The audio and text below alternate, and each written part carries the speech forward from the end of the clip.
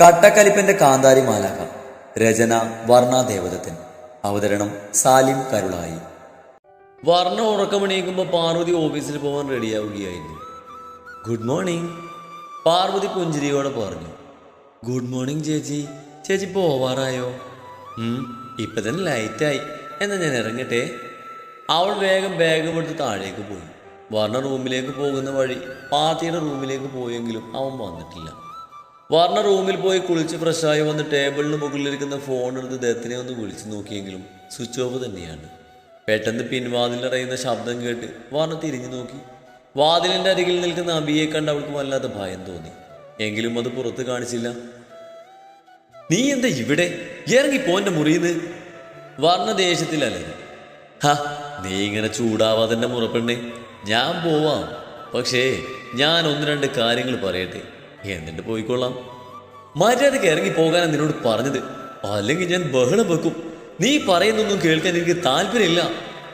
ബഹളം വെച്ചാൽ നഷ്ടം നിനക്ക് തന്നെയാണ്. നീ എന്നെ മുറിയിലേക്ക് വിളിച്ചു വരുത്തിയതാണെന്ന് ഞാൻ പറയും. അങ്ങനെ നീ എന്തെങ്കിലും പറയുമ്പോഴേക്കും ഇവിടെയുള്ളവർ നിന്നെ വിശ്വസിക്കുമെന്ന് തോന്നുന്നുണ്ടോ നിനക്ക്? എന്താ വിശ്വസിക്കാത്തത്? മറ്റാര് വിശ്വസിച്ചില്ലെങ്കിലും പൂർണ്ണ വിശ്വസിക്കും.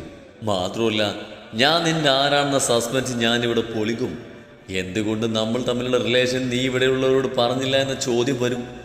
അതുകൊണ്ട് മോള് കൂടുതൽ അഭ്യാസങ്ങൾക്ക് നിൽക്കാതെ ഈ മുറച്ചെറുക്കൻ ചോദിക്കുന്ന ഉത്തരം തരണം. അവൻ്റെ സ്വരത്തിലെ ഭീഷണി അവൾക്ക് മനസ്സിലായിരുന്നു. നിന്റെ കെട്ടിയോൻ ആ ഗുണ്ട എന്നാ തിരികെ വരിക? അവൻ ഗുണ്ടയില്ല, പിന്നെ അവൻ ഉണ്ട തിരികെ വരും. അന്ന് ഇതിനുള്ളതൊക്കെ പലിശ സഹിതം തിരിച്ച് തന്നിരിക്കും നിനക്ക്. നിന്റെ വീറും വാശിയൊക്കെ കൊള്ളാം. സത്യം പറഞ്ഞ അവൻ നിന്നെ കെട്ടിയപ്പോൾ ഞാൻ കരുതിയത് കൂടിപ്പോയ ഒരാഴ്ച, അതിനുള്ളിൽ അവൻ നിന്നെ മടുക്കുമെന്നാണ്. പക്ഷെ എൻ്റെ പ്രതീക്ഷകളെല്ലാം തെറ്റി. ഇതുപോലൊരു വീട്ടിലെ ആളായിരിക്കും അവനെന്ന് ഞാൻ സ്വപ്നത്തിൽ പോലും കരുതിയിരുന്നില്ല. എന്തായാലും നീ പുളിങ്കൊപ്പത്തിനെ പിടിച്ച് കയറി.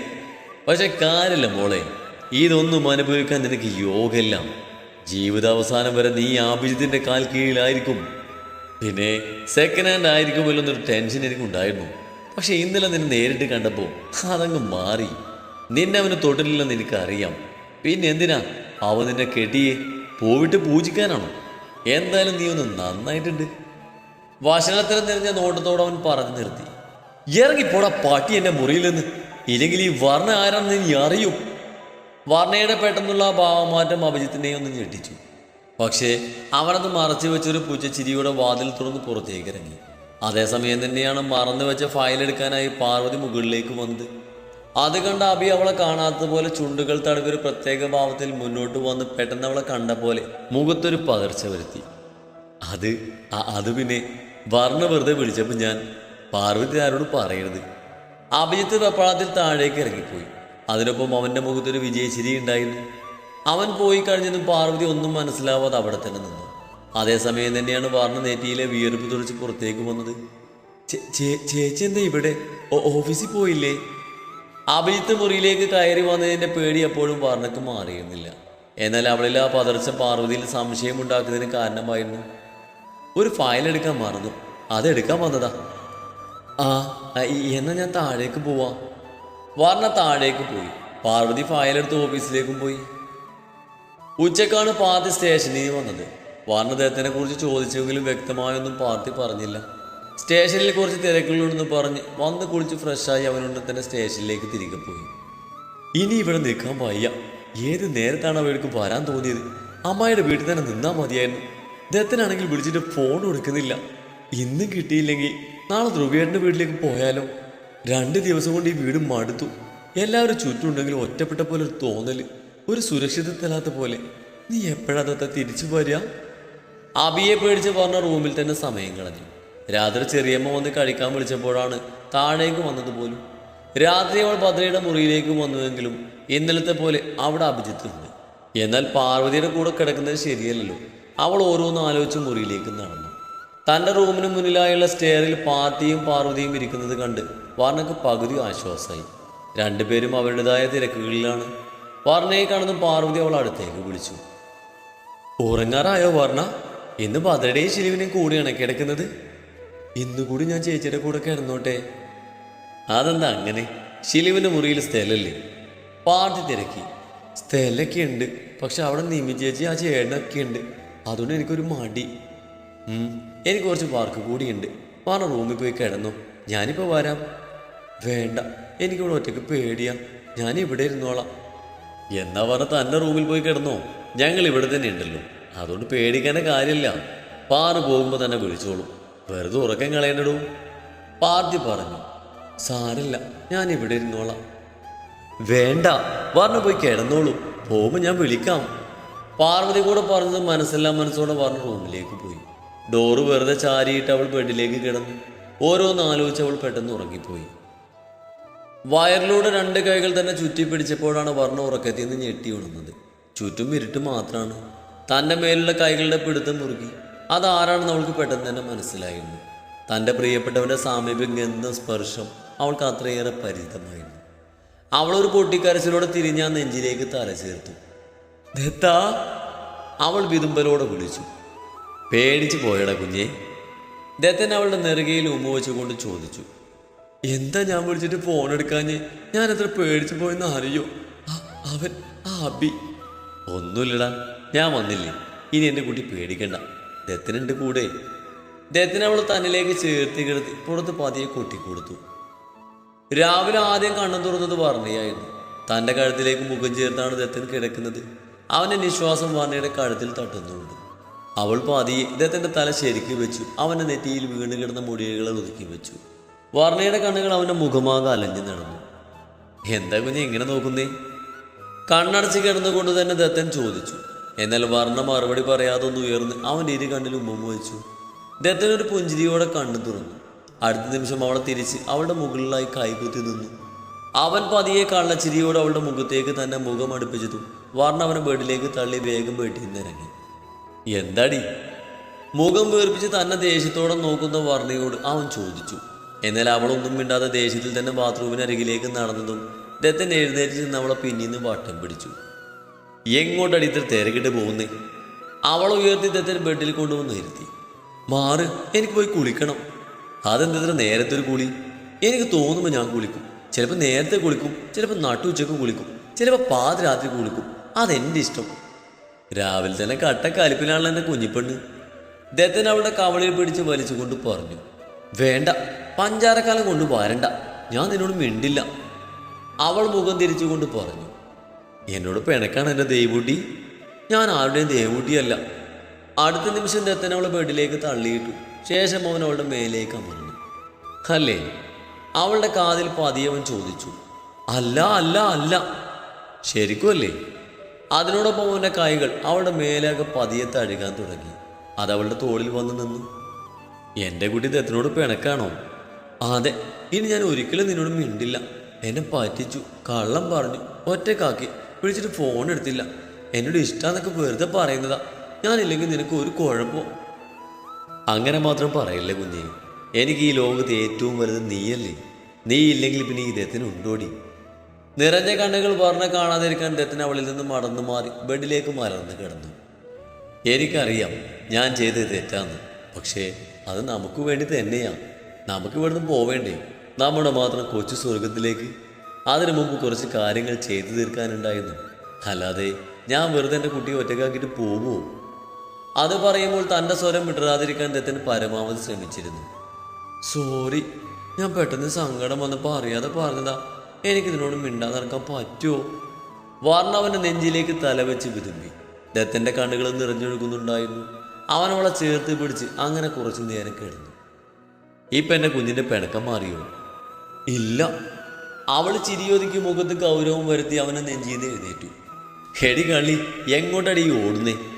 ബെഡിൽ നിന്ന് ഇറങ്ങി ഓടാൻ നിന്ന് വർണ്ണേതത്തിന് വട്ടം പിടിച്ച് തൻ്റെ മടിയിലേക്ക് ഇരുത്തി. ഇനി നീ ഓടുന്ന എനിക്കൊന്ന് കാണണം. അവളെ ഇരു കൈകൾ കൊണ്ടും ചുറ്റിപ്പിടിച്ച് പിൻകഴുത്തിൽ മുഖം ചേർത്ത് ദത്തൻ പറഞ്ഞു. വീട് ദത്ത, ഞാൻ പോയി കുളിക്കട്ടെ. പോവാം. ആദ്യം ഞാൻ ചോദിച്ചതിന് ഉത്തരം പറ. പിണക്കം മാറിയോ? ഒന്ന് ആലോചിക്കട്ടെ, നിന്നോട് മിണ്ടണം വേണ്ടോ എന്ന്. തൽക്കാലം ഞാൻ നിന്നോട് മിണ്ടാൻ ഉദ്ദേശിക്കുന്നില്ല. ആണോ?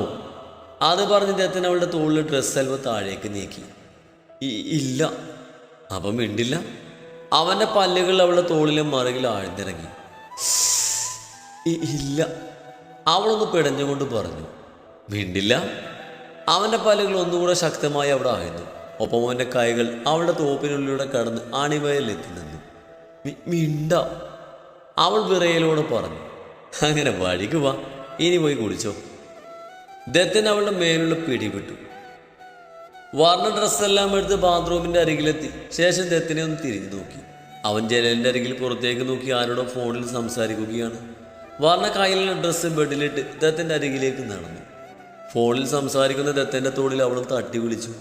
ദത്തൻ അവൾക്ക് നേരെ തിരിഞ്ഞ് കൈകൊണ്ട് എന്താന്ന് ചോദിച്ചതും വർണ്ണ ഒന്ന് ഉയർന്നുകൊണ്ട് അവൻ്റെ കഴുത്തിലൂടെ കൈ ചുറ്റിപ്പിടിച്ച് അവൻ്റെ ചുണ്ടിലേക്ക് തന്നെ ചുണ്ടുകൾ ചേർത്തു. അവളുടെ പെട്ടെന്നുള്ള പ്രവൃത്തിയിൽ ദത്തനൊന്ന് ഞെട്ടി. സംസാരിച്ചുകൊണ്ടൊന്ന് ഫോൺ താഴെ വീണു. വർണ്ണ അവൻ്റെ കീഴ്ചുണ്ടിനെയും മേൽചുണ്ടിനെയും മാറി മാറി നുകർന്നു. അവൾക്ക് ഹൈറ്റ് ഇല്ലാത്തത് കൊണ്ട് ബാലൻസ് ചെയ്ത് നിൽക്കാൻ പറ്റുന്നുണ്ടായിരുന്നില്ല. അത് മനസ്സിലാക്കിയ ദത്തൻ അവളുടെ ഉടുപ്പിലൂടെ കൈവച്ച് തന്നിലേക്ക് ചേർത്ത് പിടിച്ചു. കുറച്ചു നേരത്തിന് ശേഷം വർണ്ണ കിതച്ചുകൊണ്ട് അവനിൽ നിന്നും അകന്നു മാറി. അവൾ വല്ലാതെ കിതക്കുന്നത് കണ്ട് ദത്തൻ ശരിക്കും ചിരി വന്നിരുന്നു. അവൻ വർണ്ണയെ എടുത്തുയർത്തി തൻ്റെ പിന്നിലേക്ക് ഇരു കൈകളും പിണച്ചു വെച്ച് ചുമരിലേക്ക് ചേർത്ത ശേഷം അവളുടെ കഴുത്തിലേക്ക് മുഖം ചേർത്തു. വർണ്ണയോ നീങ്ങിക്കൊണ്ട് അവൻ്റെ മുടിയിൽ കുരുത്തു വലിച്ചു.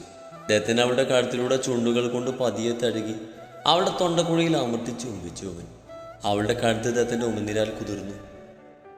താഴെ വീണ ദത്തൻ്റെ ഫോൺ റിങ് ചെയ്തതും ഇരുവരും ഞെട്ടി. ദത്തനൊരു പുഞ്ചിരിയോട് അവളുടെ ചുണ്ടിൽ അമർത്തി ചുംബിച്ച് അവളെ താഴെ ഇറക്കി നിർത്തി. ശേഷം താഴെ വീണ ഫോൺ എടുത്തു. സ്ക്രീൻ ചെറുതായി ചിന്നിയിട്ടുണ്ട്. അത് കണ്ട് പറഞ്ഞൊരു വളിച്ച ചിരിയോടെ ഡ്രസ്സും എടുത്ത് ബാത്റൂമിലേക്ക് ഓടി. ഏട്ടാ ഏട്ടാ, എന്തുറക്കാതെ എണീറ്റേ. വെളി കേട്ട് പാതിയെ കണ്ണ് ചിമ്മി തുറന്നു. തൻ്റെ തൊട്ടരികിൽ ചായക്കപ്പമായിരിക്കുന്ന ആമയെ കണ്ട് അവൻ്റെ ചുണ്ടിലൊരു പുഞ്ചിരി തെളിഞ്ഞു. എൻ്റെ പെണ്ണെ, സ്വപ്നത്തിൽ പോലും ഇപ്പം നീ മാത്രമാണല്ലോ ഇങ്ങനെ നിറഞ്ഞു നിൽക്കുന്നേ. അവൻ ആമയുടെ കവിളിൽ കൈവച്ച് പറഞ്ഞു. ശേഷം അവൻ വീണ്ടും തിരിഞ്ഞ് തലയിലേക്ക് മുഖം ചേർത്ത് കിടന്നു. പെട്ടെന്നെന്തോ ഓർത്ത പോലെ അവൻ ബെഡിൽ നിന്ന് ചാടി എഴുന്നേറ്റു. സ്വപ്നമാണോ സത്യമാണോന്ന് അറിയാൻ കണ്ണുകൾ തുടച്ച് കയ്യിൽ നിന്ന് പിച്ചി നോക്കി. സ്വപ്നമല്ല, പക്ഷെ അവളെങ്ങനെ ഇവിടെ? പാർട്ടി അതിശയത്തോടെ ചുറ്റുമെന്ന് നോക്കി. അത് തൻ്റെ റൂം തന്നെയാണെന്ന് ഉറപ്പിച്ചു. എന്തേട്ടെ എങ്ങനെ നോക്കണേ, ചായ കുടിക്ക്. അവൾ ആവി പറക്കുന്ന ചായക്കപ്പ് അവന് നേരെ നീട്ടി. നീ എന്ത് ഇവിടെ? എങ്ങനെ എത്തി മിക? നമ്മുടെ കാര്യം വീട്ടിൽ അമ്മ അറിഞ്ഞു. എന്നെ കുറേ വഴക്ക് പറഞ്ഞു. ഉടൻ എന്നെ വേറൊരാളെ കൊണ്ട് കല്യാണം കഴിപ്പിക്കാൻ തീരുമാനിച്ചു. അതുകൊണ്ട് ഞാൻ വീട് വിട്ടിറങ്ങി. എന്നേട്ടാ നമ്മുടെ കല്യാണം? ദേവിക, വെറുതെ കളിക്കാതെ സത്യം പറ, നീ എങ്ങനെ ഇവിടെ എത്തി? ഗൗരവത്തിൽ പാത്തി ചോദിച്ചു. ഞാൻ പറഞ്ഞു വന്നു. എന്തേ? വെളുപ്പങ്ങാത്ത സ്നേഹം കൊണ്ട് ഇയാൾക്ക് ചായമായെന്ന് എന്നെ പറഞ്ഞാൽ മതിയല്ലോ. സത്യം പറയടി. പറയാൻ സൗകര്യമില്ലടാ, നീ പോയി കേസ് കൊടുക്ക്. ആമി കപ്പുമായി പുറത്തേക്ക് ഓടി. നിൽക്കടി അവിടെ. പാർട്ടിയും അവൾക്ക് പിന്നാലെ പുറത്തേക്ക് ഓടിയെങ്കിലും റൂമിന് പുറത്തേക്ക് ഇറങ്ങി അതേ സമയം തന്നെ ദത്തൻ അവൻ്റെ റൂമിൽ നിന്ന് പുറത്തേക്ക് വന്നു. അത് കണ്ട പാത്തി വന്നതിനേക്കാൾ സ്പീഡിൽ തിരിച്ച് തൻ്റെ റൂമിലേക്ക് ഓടിക്കയറി. പാത്തിയുടെ റൂമിൽ നിന്നും ഓടിയിറങ്ങി ആമി ചിരിച്ചുകൊണ്ട് നേരെ വന്ന് നിന്നത് ദത്തൻ്റെ മുന്നിലാണ്. അത് പിന്നെ ഞാൻ വർണ്ണക്ക് ചായ കൊടുക്കാൻ വന്നതാ. സംശയത്തോടെ നോക്കുന്ന ദത്തനെ കണ്ട് ആമി പറഞ്ഞിപ്പിച്ചു. അതിനതല്ലല്ലോ വർണ്ണയുടെ റൂം, ഇതാണ്. അതെനിക്കറിയില്ലായിരുന്നു. അതിന് ഞാൻ ചിരിച്ച ആ റൂമിൽ നിന്ന് ഓടി വന്നത്. ഞാൻ വർണ്ണയുടെ റൂമിൽ നോക്കി വന്നതാ. അത് വേറെ ആരുടെ റൂമായിരുന്നു. പിന്നെ ഞാനൊരു സിനിമ കോമഡി ആലോചിച്ച് ചിരിച്ചതാ. അവൾ തപ്പി പിടിച്ച് പറഞ്ഞു നിർത്തി. അദ്ദേഹത്തിന് ഇരു കൈകളും കെട്ടി നിന്ന് സംശയത്തോടെ അവളെ നോക്കി. അകത്തുള്ള അതിൻ്റെ ചേച്ചിയല്ലേ, ഇത്രയൊക്കെ ഞാൻ പ്രതീക്ഷിക്കുന്നുള്ളൂ. നിങ്ങൾ കുടുംബപരമായി ഇങ്ങനെ തന്നെയാണോ? അത് പിന്നെ ഞാൻ എത്ര കാലമായി ഇത് തുടങ്ങിയിട്ട്? അവൻ അതേ ഗൗരവത്തിൽ ചോദിച്ചു. എന്തേട്ടാ? അഭിനയത്തിൽ പറഞ്ഞിട്ട് അത്രയും പോരാ. ഇനി സത്യം പറ, കാര്യങ്ങൾ എനിക്കറിയാം. അധിക കാലം ആയിട്ടില്ല തെത്തേട്ടാ, ഒരു മാസം കൂടി ആയിട്ടില്ല. അവളെ തല താഴ്ത്തിക്കൊണ്ട് പറഞ്ഞു. ശരിക്കും സീരിയസ് ആണോ? അതേ തെത്തേട്ടാ. പിന്നെ ആമി ഇവിടേക്ക് കൊണ്ടുവന്നതിൻ്റെ ഉദ്ദേശം എനിക്കറിയാലോ. വർണ്ണക്കൊരു ധൈര്യം. എനിക്കെപ്പോഴും അവളുടെ കൂടെ നിൽക്കാൻ കഴിയില്ല. ഓഫീസിൽ വർക്ക് ലോഡാണ്. പിന്നെ അഭിജിത്ത് ഇങ്ങോട്ട് വന്ന് പരിചയം കാണിക്കാത്ത പക്ഷം അവനെ മൈൻഡ് ചെയ്യാൻ പോകരുത്. അവനോട് ഒരു പരിചയവുമില്ലാത്ത രീതിയിൽ പെരുമാറിയാൽ മതി. ഇവിടെ ആമിയേക്കാൾ കൂടുതൽ വേറെ ആർക്കും അവളുടെ കൂടെ നിൽക്കാൻ കഴിയില്ല.